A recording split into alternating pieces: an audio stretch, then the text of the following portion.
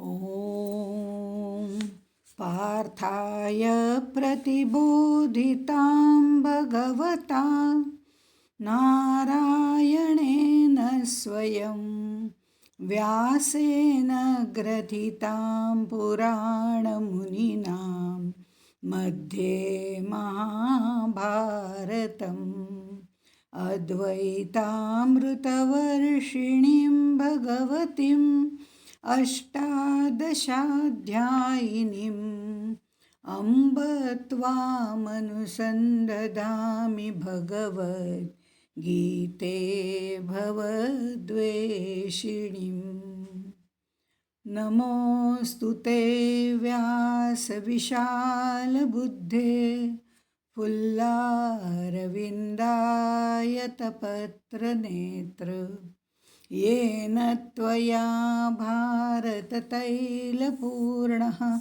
प्रज्वालितो ज्ञानमयप्रदीपः। श्रीपरमात्मने नमः। अथ षोडशोऽध्यायः। आपण दैवी आणि आसुरी संपत्ती बघतोय. आसुरी संपत्ती सांगताना भगवंत इथे त्याचं वर्णन करताना, त्या माणसाचं वर्णन करताना, त्या असुराचं वर्णन करताना कामनेनी सर्व काही मिळतं, कामनेलाच सर्वस्व मानतो असा जो असुर आहे त्याचं वर्णन ह्याच्यामध्ये केलेलं आहे. ते करताना असं म्हटलेलं आहे, एतान दृष्टिमवष्टभ्य नष्टात्मानोऽल्पबुद्धया प्रभवन्त्युग्रकर्माणः क्षयाय जगतो हिताः. दृष्टीम मिथ्याज्ञानाचा, विचारसरणीचा असा जो आहे तो म्हणजे मिथ्याज्ञानाचा, विचारसरणीचा अवलंब करून क्रूर कर्म करणारे जगताचा नाश करण्याकरताच उत्पन्न होतात, असे हे नष्ट स्वभाव झालेले मंदबुद्धीचे असतात, असं त्यांनी म्हटलेलं आहे. इथे ही आसुरी संपत्ती सांगताना त्यांनी त्याचं वर्णन नष्टात्मानः, अल्पबुद्धयः, हिंसा, उग्रकर्माणः अशा पद्धतीने केलेलं आहे. नष्टात्मानः म्हणजे आत्मा हा चेतन तत्व आहे, त्याचीच खरं म्हणजे सर्व देहावरती सत्ता चालते. पण हे आत्मा वगैरे काहीही मानत नाहीत. मीच काय तो सर्व करणारा आहे असं मानणारी हे लोक आहेत.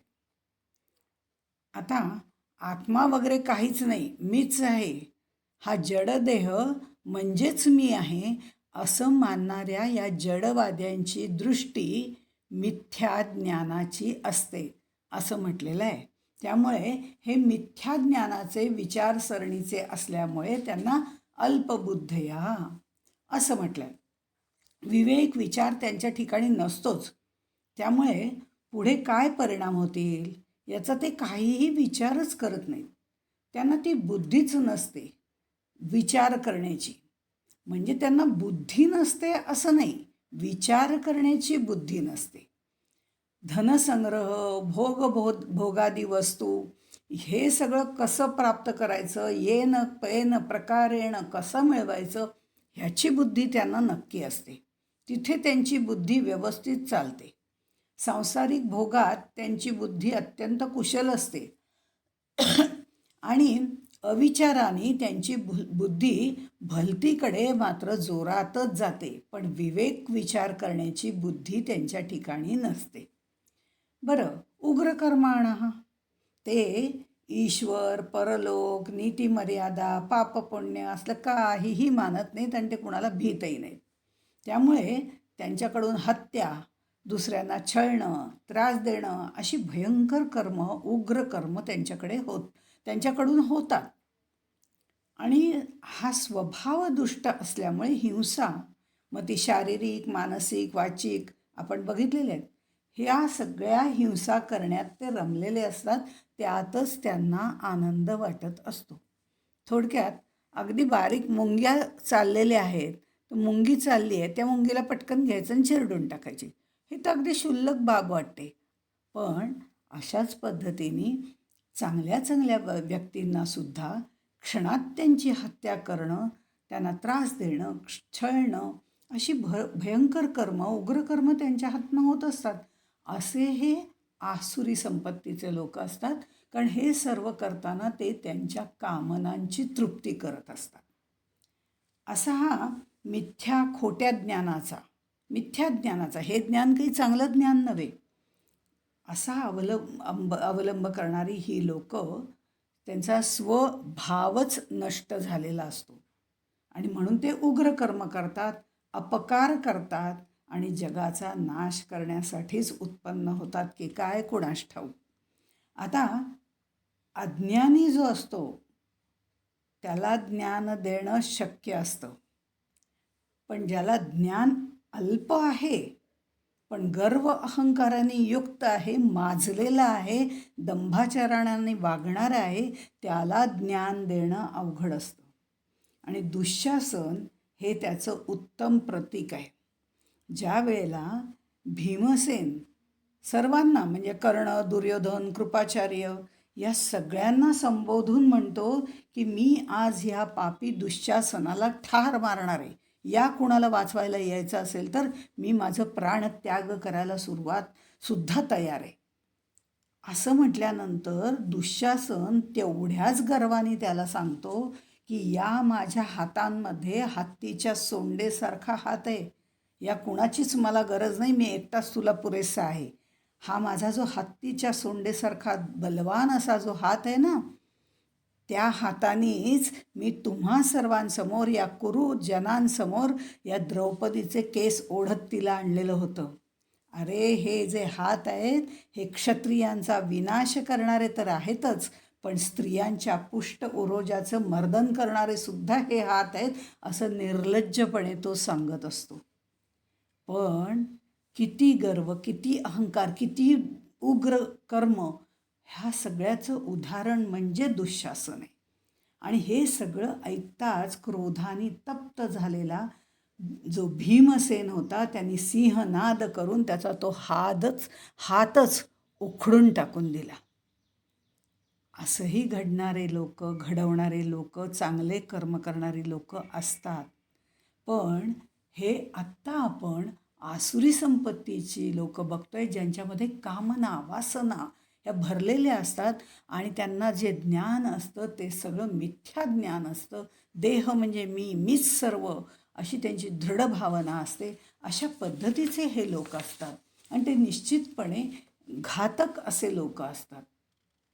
समर्थ आपल्याला असा एक सल्ला देतात किंवा आपल्याला सांगतात, प्रेमाने सांगतात की दैवी संपत्ती आहे ती एकांतात राहून वाढवा, ती संपादन करा.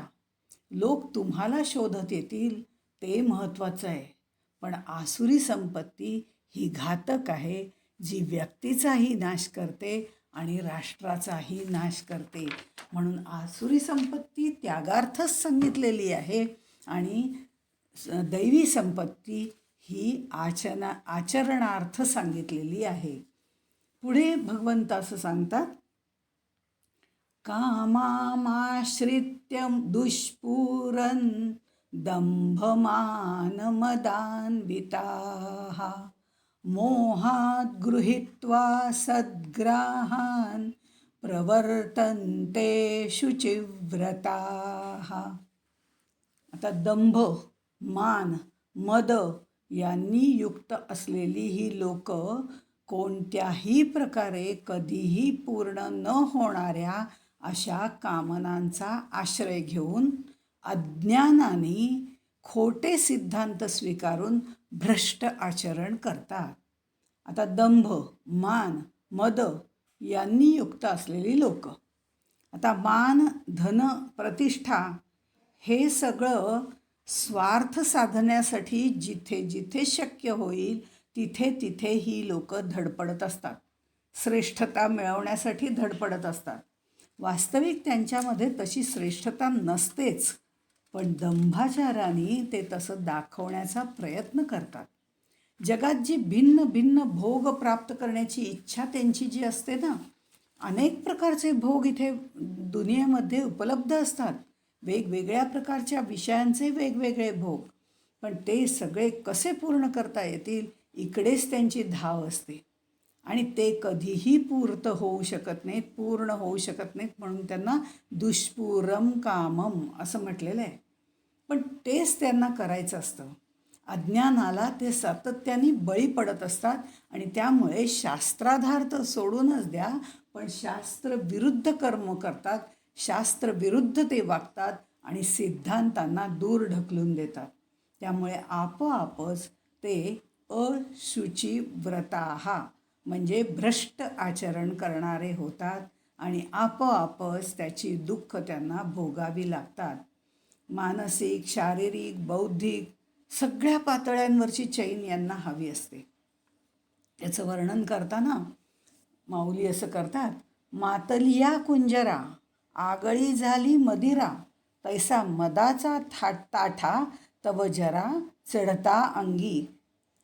ज्याप्रमाणे मदोन्मत्त हत्तीला दारू पाजली की तो जरा जास्तच चेकाळतो, तशा पद्धतीने हे लोक वागतात. आसुरी प्रवृत्तीची माणसं वयोवृद्ध झाली तरी जास्तच उन्मत्त होतात. म्हणजे वयाप्रमाणे मॅच्युरिटी त्यांना काही येत नाही. आणि म्हणजे मग असं होतं, आपण म्हणतो ना, आधीचं मरकट तशातही मद्य प्याला, अशा तऱ्हेने त्यांचं सगळं वागणं असतं. हे सांगितल्यानंतर भगवंत सांगतात, ह्या पुढच्या श्लोकातही त्यांनी आसुरी संपत्तीचे 3 स्वभाव विशेष सांगितलेले आहेत. जन्म ते मृत्यू तो सतत चिंताग्रस्तच असतो. सातत्याने येन केन प्रकारेण तो संग्रह म्हणजे परिग्रह करतो. विषयोपभोग भोगण्यासाठी तो कायम तत्पर असतो. त्यामुळे त्याची तृष्णा कधी पूर्णच होत नाही, अतृप्तच राहतो. असं हे या श्लोकामध्ये सांगितलेलं आहे. तो श्लोक बघूया. चिंतामपरिमेयांच प्रलयांतामुपाश्रिताः कामोपभोगपरमा एतावदति निश्चिताः. आसुरीचे संपत्तीचे लोक भोग सुखासाठी असंख्य अशा चिंता करत असतात. आमरण मृत्यूपर्यंत टिकून राहणाऱ्या चिंता, प्रलयांता, अपरिमेया असंख्य, असं या चिंतांचंच ओझं घेतलेले उपाश्रिता असे हे लोक असतात. आणि त्यामुळे यांच्या चिंतांचा शेवट कधी होतच नाही. आणि त्या चिंता या लोकांच्या जीवनात शेवटपर्यंत आमरण असतात. मृत्यूच्या क्षणापर्यंत त्यांना चिंताच लागलेली असते. चिंता म्हणजे बघा, चिंता त्यांना आजन्म सतावते. मुळामध्ये चिंता आणि चिता याच्यामध्ये फक्त एका टिंबाचा अनुस्वाराचा फरक आहे. चिता मेल्यावर एकदाच जाळते, पण चिंता आयुष्यभर मरेपर्यंत जाळत असते. हेही या श्लोकातनं सूचित केलेलं आहे.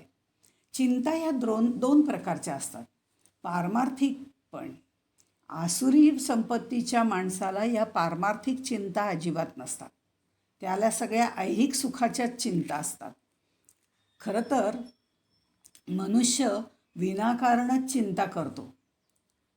कारण जे जे भोग भोगण्यासाठी तो प्राप्त करतो त्या भोगनिर्वाहाच्या सगळ्या गोष्टी इथंच राहतात. अगदी विरक्त माणसाच्या संन्यासाची लंगोटी आणि कमंडलूसुद्धा मृत्यूनंतर इथेच राहतं. हे सुद्धा त्या आसुरी माणसाला समजत नाही. आसुरी संपत्ती ज्याच्या अंगात आहे त्याला तेही कळत नाही. त्यामुळे ही पारमार्थिक चिंता तर त्याला नसते, त्याला सगळी ऐहिकच चिंता असते. आणि दुसरी प्रापंचिक चिंता, त्यात मुलं बाळांची चिंता, घरादाराची चिंता, संपत्तीची चिंता, ह्या सगळ्या येतातच. आपल्या पश्चात आपली संपत्ती कोण सांभाळणार याचीही चिंता असते. एवढं मिळवलेलं असतं. त्यामुळे ते विषयभोगाची सामग्री गोळा करण्यामध्ये, संग्रह करण्यामध्ये रमलेले असतात. उपभोग भोगणं हेच त्यांच्या खरं म्हणजे जीवनाचं ध्येय असतं. आणि ते भोगपरायण असतात. त्यामुळे जे जे सुख आहे ते भोगण्याचंच, तेच भोगायचे हीच त्यांची धारणा असते. आणि त्यामुळे आमरण मृत्यूपर्यंत टिकून राहणाऱ्या असंख्य चिंतांचं त्यांनी आश्रय घेतलेला असतो, ओझं घेतलेलं असतं. कारण विषयभोग कसे मिळवायचे, मिळवले तर ते कसे टिकवायचे, टिकवल्यानंतर त्याच्यानंतर पुन्हा त्याची वृद्धी कशी करायची, ह्या सगळ्याच चिंता त्यांच्या मनामध्ये असतात. हेच काय ते त्यांचं सुख, हाच कायचा त्यांचा आनंद, विषयोपभोग हाच. त्यामुळे हे लोक असे असतात. म्हणून त्या चिंताग्रस्त असतात, कायम परिग्रह करत असतात, म्हणजे संग्रह करत असतात आणि विषयभोगाची तृष्णा ते भोगत असतात. पण त्यात त्यांना कधीही आनंद मिळत नाही आणि कायमच अतृप्त असं राहणारे हे लोक असतात. अशा पद्धतीने हा आसुरी संपत्तीचं म्हणजे दुर्गुणाचं वर्णन केलेलं आहे. हे करत असताना हे लोक काय करतात ते आता भगवंत आपल्याला सांगतात. ते असं म्हणतात, आशा पाशशतैर्बद्धा कामक्रोधपरायणाः इहन्ते कामभोगार्थ मन्यायेनार्थसंचयान्.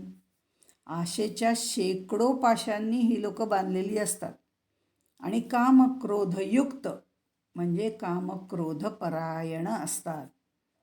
पदार्थांचा भोग घेण्यासाठी, अन्यायाने धनसंचय करण्यासाठी ते कायम प्रयत्न करत राहतात. 7 पिढ्यांचं मिळालं तरी 8व्या पिढीचं कसं होणार याची चिंता त्यांना असते. अशी माणसं कितीही पैसा मिळाला तरी संतुष्ट होत नाहीत. अनेक पिढ्यांची सोय केल्यानंतर पुढच्या पिढीचं काय होणार याची ते चिंता करतात. हेच त्यांचं दुर्दैव आहे. कारण त्यांना मान मरातबाची इच्छा असते, आशा असते. त्यांना वाटतं आपल्या पुढच्या 7 पिढ्यांनी बसून खावं, आपण सुद्धा बसून खावं, आपण उपभोग घेतले तसे त्यांनीही घ्यावेत, या गोष्टीचा त्यांना हव्यास असतो. सगळ्यांकडून फक्त मिळवण्याचीच खटपट ते करतात. दुसऱ्यांकडून ओरबाडून घेण्याची त्यांची वृत्ती असते. त्यामुळे ते कायम असमाधानी असतात. जे जे काही दुसऱ्यांकडे आहे ते माझ्याकडे असलंच पाहिजे अशी त्यांची वृत्ती असते. एक श्लोक आहे, एक सुभाषित आहे, आशा नाम मनुष्याणाम काचिद आश्चर्य शृंखला यया बद्धा प्रधावंती मुक्तः तिष्ठन्ति पंगुवत. असं सुभाषित आहे. ही बेडी आशा नाम मनुष्याणाम काचिद आश्चर्य शृंखला, ही बेडीच मोठी चमत्कारिक आहे, आश्चर्य करणारी आहे. बेडी पायामध्ये घातली की माणूस बंदिवान होतो, तिथेच राहतो, तिथून तो दुसरीकडे जाऊ शकत नाही. पण ही आशेची बेडी जर पायामध्ये घातली तर तो इकडे तिकडे मिळवण्यासाठी, प्रयत्न करण्यासाठी, ओरबाडून घेण्यासाठी, सगळी खटपट करण्यासाठी धावतच सुटतो. अशी ही आशा नाम मनुष्याणाम काचित आश्चर्य शृंखला. आणि तो धावतच राहतो. पण ज्याच्या पायामध्ये ही बेडी नसते, ह्या आशा तृष्णा यांच्यामध्ये जो कधीच रमत नाही, ती बेडी त्याच्या पायामध्ये कधीच नसते, तो मात्र शांतपणे पंगुवत. एखादा पंगू माणूस ज्याला चालता येत नाही, तो जसा एकाच ठिकाणी बसवलं की तिथंच बसतो, तशाप्रमाणे हा माणूस शांतपणे एकाच ठिकाणी बसतो.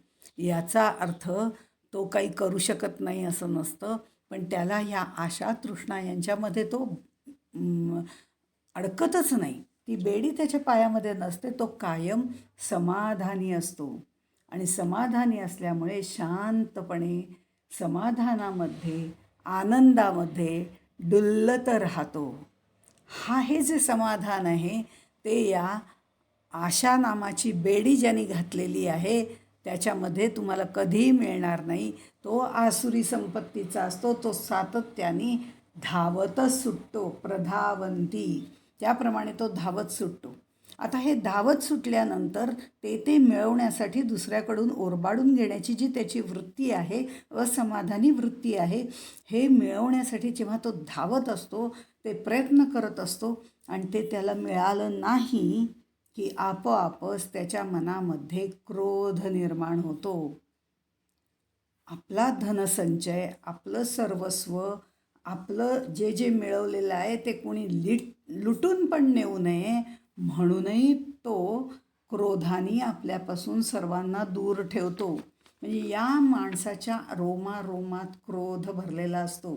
आधी मुळामध्ये मिळवण्यासाठी धावतो, तेव्हा मिळालेलं जे मिळवायचं आहे ते मिळत नाही म्हणून त्याला क्रोध येतो. आणि जर समजा त्याला सगळं काही मिळालं तर ते सगळं आपल्याच जवळ राहावं, आपल्यापासून कोणी लुटून नेऊ नये म्हणूनही तो दुसऱ्यांवरती क्रोधाने चढफडत असतो. आणि त्यामुळे आपोआपच अशा माणसांपासनं वेगवेगळ्या व्यक्ती ज्या असतात त्या दूरच राहतात. कारण न्याय गोष्टींनी, इमानदारीने धनसंचय करावा ही त्याची वृत्तीच नसते. झटपट धन मिळवण्यासाठी तो अन्यायाचा आश्रय घेतो. त्याच्यामध्ये धोकेबाजी आहे, चोरी आहे, लांडीलबाडी आहे, असं सगळं करून पैसे मिळवतात. आसुरी संपत्तीची ही माणसं या अविनाशी तत्वापासून जे आपल्याला नेहमी सत्तत्व सांगितलेलं आहे, सच्चिद आनंद स्वरूप तत्व सांगितलेलं आहे, याच्यापासून ती विन्मुखच असतात. त्यांच्या विरुद्ध तोंड ह्याचं असतं, कारण हे नाशिवंत गोष्टींना महत्त्व देणारे असतात. म्हणून अविनाशी जे तत्व आहे त्याच्यापासून ते दूर असतात. शरीर वृद्ध झालं तरी ते भोगक्षम बनवण्यासाठी त्यांचा आटापिटा चालूच असतो. आता आपल्याला माहिती आहे की ययातीने सुद्धा तारुण्य भोग भोगण्यासाठी आपल्या तरुण मुलाचं तारुण्य मागून घेतलं होतं. भले मुलगा म्हातारा झाला तरी चालेल, पण मला मात्र हे भोग भोगायचेच आहे. शरीराला प्रदीर्घ काळपर्यंत उपभोग भोगता यावा म्हणून ही कामना, की मुलगा म्हातारा झाला तरी चालेल पण मला तारुण्य मिळालं पाहिजे, आणि ते त्याच्या मुलांनी त्याला दिलेलं आहे. ही जी भावना आहे ही सगळी आसुरी संपत्ती आहे, ती भावना आहे. कारण हे लोक कायम धनसंचय करायच्या मागे लागतात आणि त्यांना असं वाटतं की एकदा पैसा मिळाला की आपल्याला सगळं काही विकत घेता येईल. म्हणून हे लोक या पैशाच्या, धनसंचयाच्या आशेने बांधलेले असतात. म्हणून 3 लक्षणं याच्यामध्ये सांगितली आहेत. एक, आशापाशाने बांधलेले असतात, धनसंचय करतात आणि कामक्रोधाने युक्त असतात. पण त्यांच्या हे लक्षात येत नाही की हा जो धनसंचय करतोय आपण, त्या अर्थामधनं, धन म्हणजे अर्थ, या अर्थामधनं अनर्थ प्राप्त होणार आहे. हे कितीही मिळवलं तरी ते नाशिवंत आहे, त्यातनं अनर्थ निर्माण होणार आहे. अर्थापासून अनर्थ निर्माण होतात. त्याचंही वर्णन खरं म्हणजे भागवतामध्ये अत्यंत सुंदर रीतीने केलेलं आहे. आणि ते करताना 10 अनर्थ सांगितलेले आहेत. मुळात अर्थ मिळवताना त्यांना निर्माण झालेला क्रोध आपण आत्ता बघितला. बरं, हे सगळं मिळालं की त्यांच्यामध्ये मदोन्मत्त भावना निर्माण होते. हे सगळं प्राप्त केल्यावर त्यांना गर्वताठा निर्माण होतो. हे सगळं करण्यासाठी, तो अर्थ प्राप्त करण्यासाठी ते चोरी करतात. आपण आत्ताच बघितलं, चोरी, लांडीलबाडी म्हणजे तेही करतात. वेळ प्रसंगी हत्यासुद्धा करतात, मारामारी करतात, असत्य भाषण करतात. म्हणजे मदोन्मत्त होणं, क्रोध येणं, चोरी, हत्या, असत्य भाषण, गर्वताठा, दंभ, भेदभावना, वैरभावना, अविश्वास, ही सगळी अनर्थाची 10 प्रकारे हे अनर्थ अर्थापासून होत असतात. आणि ते अनर्थ झाले की पुन्हा याची बुद्धी भ्रष्ट होते आणि या चक्रामध्ये तो सातत्याने फिरत राहतो. म्हणून अशा लोकांना ज्ञान सांगणं तर दूरच राहिलं, त्यांना काहीच सांगून उपयोग होत नाही. म्हणून यांच्यापासूनच दूर राहणं आपल्याला जास्त श्रेयस असतं.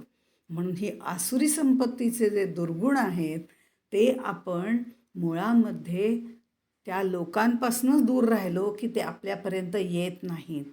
आपल्यात जर हे दुर्गुण असतील तर त्याचं परीक्षण करून, समीक्षण करून, ते दुर्गुण जाणून घेऊन ते आपण दूर करावेत.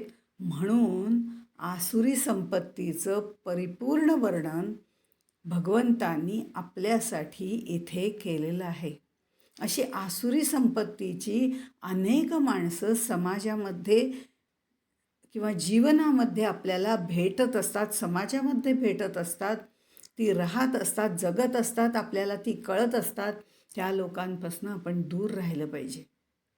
कारण ही लोकं समाजालाही भ्रष्ट करतात, राष्ट्रालाही भ्रष्ट करतात आणि सगळ्यांचीच अवनती त्यामुळे होते. या लोकांपासून दूर राहणं महत्त्वाचं आहे. त्या आसुरी संपत्तीची लक्षणं आपण पुन्हा पुढच्या श्लोकांमधनं पण बघणार आहोत. तोपर्यंत इथेच थांबू. श्रीकृष्णार्पणमस्तु. शुभं भवतु, शुभं भवतु, शुभं भवतु.